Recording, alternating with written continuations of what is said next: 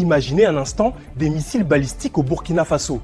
Rumeurs, exagérations ou réalité que personne n'ose expliquer clairement. Depuis quelques jours, les réseaux sociaux s'enflamment. Images spectaculaires, messages alarmants. Mais que se cache-t-il vraiment derrière tout ça?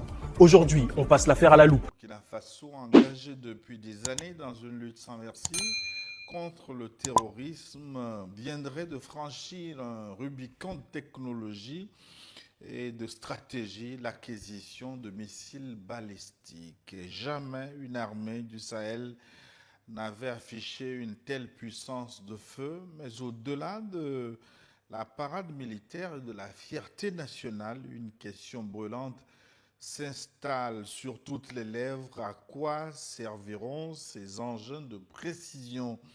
Sont-ils l'arme ultime pour traquer les groupes armés dans les zones les plus reculées ou le signal d'une nouvelle doctrine de dissuasion face aux puissances régionales et même internationales? Entre souveraineté retrouvée et crainte d'une course aux armements, le Burkina Faso est-il en train de changer les règles du jeu au Sahel et quels sont les risques pour l'équilibre sécuritaire de la sous-région? Dans le forum de ce dimanche 18 janvier 2026, nous décryptons ce tournant balistique entre stratégie militaire, enjeux politiques et pression diplomatique. Nos invités sont en place pour l'analyse géopolitique de ces armes inédites qui seraient acquises par le Burkina Faso.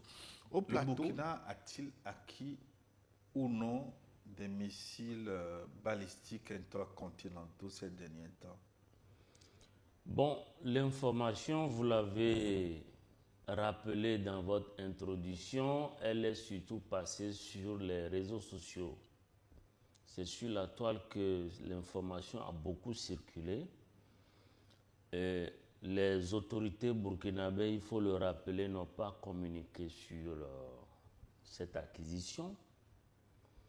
Mais il faut dire que de manière générale, les États ne communiquent pas souvent sur ce genre de choses. Ce n'est pas, d'ailleurs même en Afrique, ce n'est pas une tradition pour les États africains et même plus généralement dans le monde, il y a beaucoup d'États qui ne communiquent pas vraiment sur les acquisitions. Donc c'est des armes stratégiques qui servent à exercer son influence et à combattre à très longue portée, mais qui en réalité ne fait pas encore une fois l'objet de communication. Toutefois, nous avons quand même essayé de vérifier certaines sources. Il y a des sources qui sont généralement très bien renseignées, qui font la cartographie des armes qui sont disponibles dans chaque État à l'échelle mondiale. Et ces sources, c'est des instituts, c'est des organisations qui sont spécialisées en cette matière. Vous avez une organisation comme le CIPRI, Arm Transfer Database, qui est basée par exemple en Suède. Et nous avons scruté un peu le site de cette structure et cette information... Vous n'avez pas de traces des armes? Non, on n'a pas de traces. Même en Afrique, et même le site de l'UROCA, l'UROCA, c'est une organisation, enfin c'est une structure de l'ONU. C'est la structure qui est officielle, qui permet à l'ONU d'avoir donc les bases de données officielles des armes et des munitions qui sont disponibles au niveau de chaque pays. Mais même sur le site de cette structure qui est reconnue, il n'y a vraiment pas de traces apparentes de ces armes qui sont disponibles. Mais toutefois, et nous parlons quand même, les réseaux sociaux ont parlé c'est récent. On nous parle de fin décembre et début janvier. Donc c'est récent. Si cela était vrai, ça se comprend que pour l'instant, que ces informations ne soit pas encore disponible sur les bases et sur les bases de données de ces sources qui crédibilisent généralement la disponibilité en âme. Donc, on ne communique pas sur ces genres de choses et donc nous allons faire nos analyses à partir évidemment de suppositions, pour être clair. Mais en réalité, si on regarde un peu le contexte sécuritaire de la région, si on regarde un peu la nouvelle dimension que prend aujourd'hui le monde en matière de droit international, du respect du droit international, en matière de pression. Vous prenez un pays comme les États-Unis aujourd'hui, vous avez vu comment le Venezuela a été tout simplement traité. Et vous avez vu qu'aujourd'hui, il y a une restructuration carrément des rapports diplomatiques qui est en jeu aujourd'hui. Si on peut aller tout simplement chercher un chef d'État chez lui et le faire prisonnier dans un pays, vous voyez que le monde, encore une fois, n'est vraiment plus sûr. Et à partir de ce moment, le Burkina est un pays, est un cas particulier.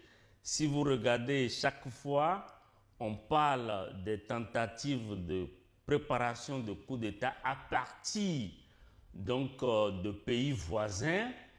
Et ça, on ne va pas revenir sur ces questions-là ici ce matin, mais vous savez que les autorités burkinabées ont souvent dénoncé des préparations subversives qui tendent effectivement à les déstabiliser. Mais le type d'armes dont il est question ici, à savoir les missiles balistiques, il faut d'abord dire que c'est des armes qui tirent à une très grande distance. Vous avez, selon les missiles, vous avez des missiles balistiques qui font dans les 1 km, 2 km, 10 km et peut-être même plus. Et que ce sont des missiles qui sont... 10 km, pardon, je parle de 100, je veux parler de 10 000 km. Oui, voilà, donc je rectifie, je veux parler de 10 000 km. Voilà, donc à partir de ce moment, on voit que c'est des armes très puissantes, très rapides, difficiles à détecter puisque c'est des armes qui se propulsent à partir d'un moteur qui propulse généralement les fusées et que ces armes volent très haut à la différence des armes de croisière qui, elles, sont plus aéronautiques. Donc là, on parle d'armes qui volent très très haut et qui retombent très rapidement sur des cibles. Donc quand on parle de missiles balistiques, il s'agit de tirer sur des cibles qui ne bougent pas. C'est des cibles qui sont fixes, et à la différence des drones, des avions de chasse, etc., d'autres types d'armes qui peuvent pourchasser des cibles. Donc quand on regarde un peu cette situation, on peut dire que oui, effectivement, le Burkina Faso et les pays de l'AES ne veulent plus travailler simplement sur des cibles qui bougent, mais veulent travailler et veulent se prémunir, exercer leur influence, se doter d'armes d'une stratégie nationale de défense qu'il sert d'outils plus de dissuasion. Parce qu'en réalité, les missiles balistiques, c'est plus des armes de dissuasion. Vous venez de découvrir ce que beaucoup refusaient d'expliquer clairement. Comme vous l'avez vu, derrière les rumeurs se cachent souvent des réalités bien plus complexes. Si cette vidéo vous a appris quelque chose, alors abonnez-vous dès maintenant à Info Afrique Sahel, laissez un like et partagez autour de vous. Dites-moi en commentaire ce que